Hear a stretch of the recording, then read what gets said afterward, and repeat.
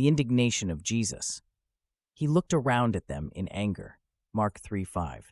Sometimes we hesitate to attribute certain emotions and feelings to Jesus because they are so common and human.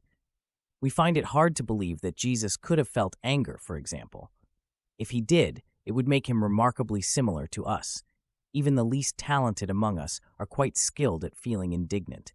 Our ability to get angry has been present since early on and has only grown with time. Anger is a nearly universal emotion that is easily triggered. The fact that it is so common makes us reluctant to believe that someone who is above us in many ways and whose life is so unique could experience it. Furthermore, we associate anger with weakness. Much of our own anger is grounded in earthly matters and lacks ethical significance. Sometimes it is just a burst of impatience or an outpouring of nervous energy, almost bordering on insanity. While we feel justified in our anger in the heat of the moment, we often regret it later. We have also observed how anger can make fools of others. It is clear to us that when people are angry, they usually act foolishly. This observation has deeply influenced us. Most of the anger we encounter is childish or brutish, filled with fury and bitterness. It is difficult for us to imagine such anger being part of the experience of a strong and virtuous person.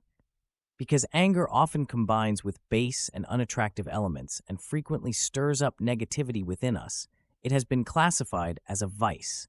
It is seen as a passion that is always ignoble and therefore should be condemned, resisted, and suppressed. The Stoics, for example, believe that being moved by anger is a sign of weakness and unworthiness for a mature individual. While we may not consciously embrace Stoic philosophy, the reasons behind their view on anger still resonate with us. It is not easy to rid ourselves of the notion that anger is sinful or at the very least unattractive. We view it as a flaw in behavior or a deformity in character from which those who appreciate beauty and goodness should strive to be free. It is because of this assumption that anger is inherently sinful that many people find it impossible to imagine Jesus feeling angry. When the New Testament mentions his anger, they quickly skim over the words, giving them a different, more benign meaning, and feel relieved when they encounter paragraphs that depict his tenderness and love. Once we decide that anger is a sinful or animalistic passion, we must exclude it from the portrait of an ideal person. But the Gospel writers were not Stoics, and they didn't have the same confusing ideas as us. They felt that they had to write down clearly what they saw and heard, and because of that, they didn't hesitate to tell us that Jesus sometimes got really angry. His anger was so intense that it scared and burned those who it was directed towards. They tell us that it was acts of cruelty and insincerity that always made his heart burn with anger. When he saw religious leaders who cared more about their rules than the well-being of others, his eyes burned with righteous fire.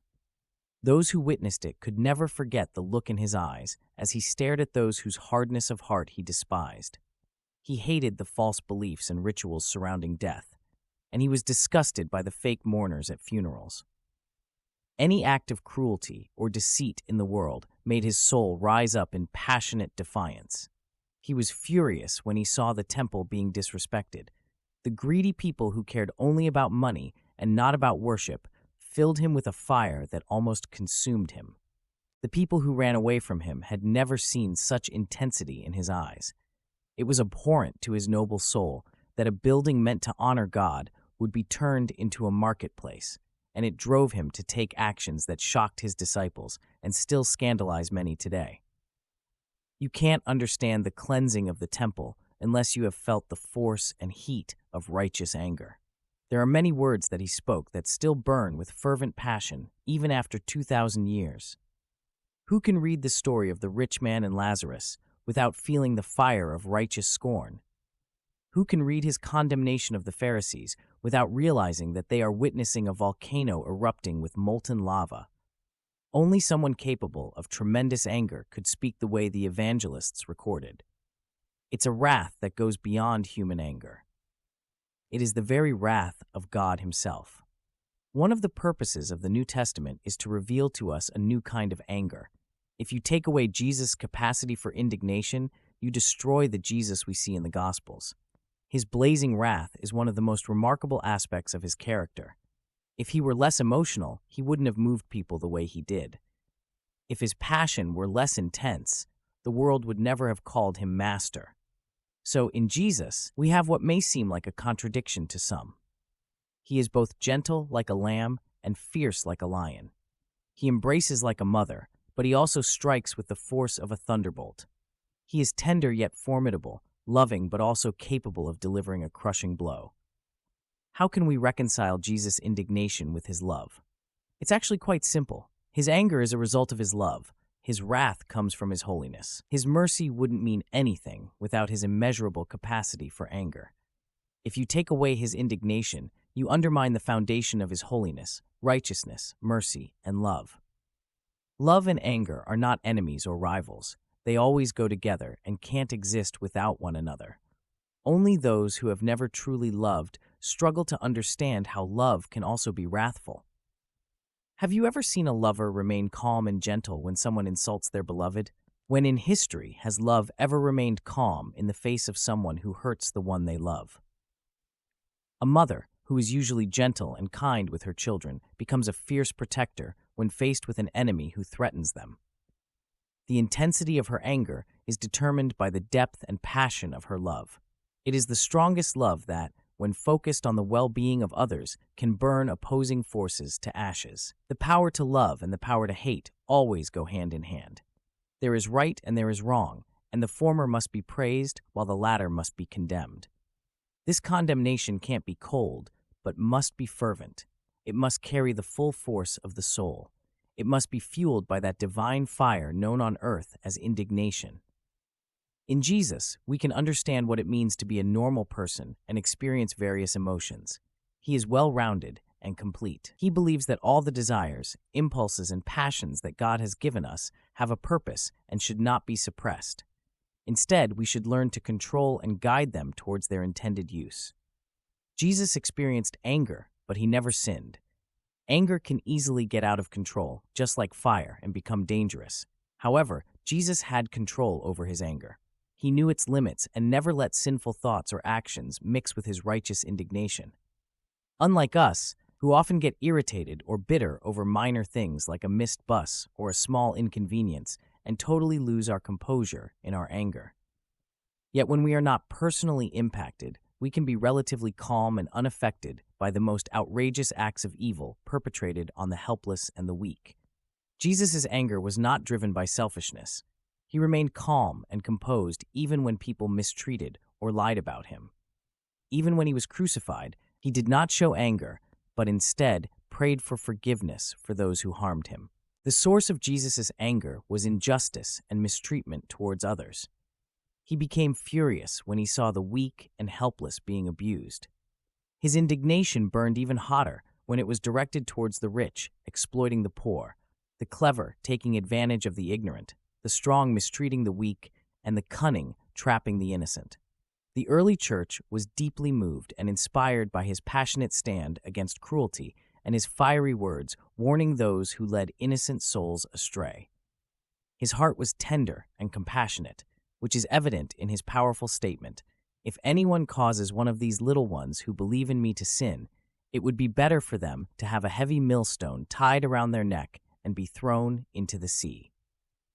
It is remarkable to think that such strong and passionate words could come from a heart filled with love. If we have ever been shocked by Jesus' anger, we should take a closer look at ourselves and understand why we are uncomfortable with the idea of a man like him being angry.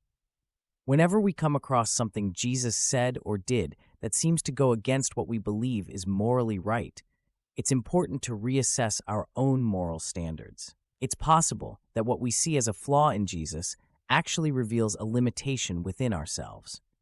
If we criticize him for being filled with anger, it could be because we have lost the ability to feel strong emotions.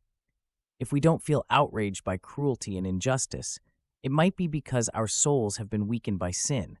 Just like green or rotten wood won't burn, hearts that lack righteous anger against evil people and their actions might be underdeveloped or corrupted by a godless life.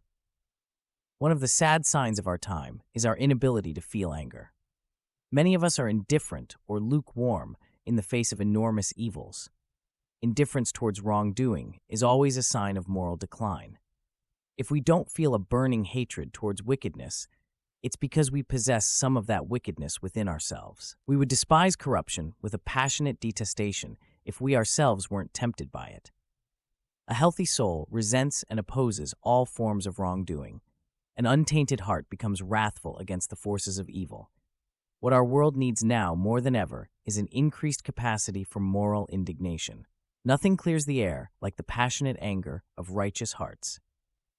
There are evils so massive and deeply rooted that only a thunderstorm of anger can vanquish them. Bad people will continue to thrive unless good people rise up in anger and defeat them. Society would be rid of much of its filth if we had more men and women capable of genuine anger. Let us pray every day for a new wave of anger to sweep through the world. As Plutarch said long ago, anger is one of the winds that fill the sails of the soul. Many lost ships would have reached their destination earlier if anger had been allowed to do its work. It is the devil's trick to prevent good people from becoming angry. As Christians, we not only have permission to be angry, but it is our duty to allow this fiery wave to flow through our souls. Martin Luther is not the only one who worked better when he was angry. Many of us struggle in our tasks because we have lost one of the sources of moral strength. As an English saying goes, anger is one of the sinews of the soul. Those who lack it have a crippled mind, like Jacob with a shriveled sinew in his thigh. In Jesus' anger, we gain insight into God's character. This man's anger comes from the heart of the eternal. The wrath of the Lamb is a metaphor, but like all biblical metaphors, it offers a glimpse into the infinite. Jesus' anger reveals God's anger.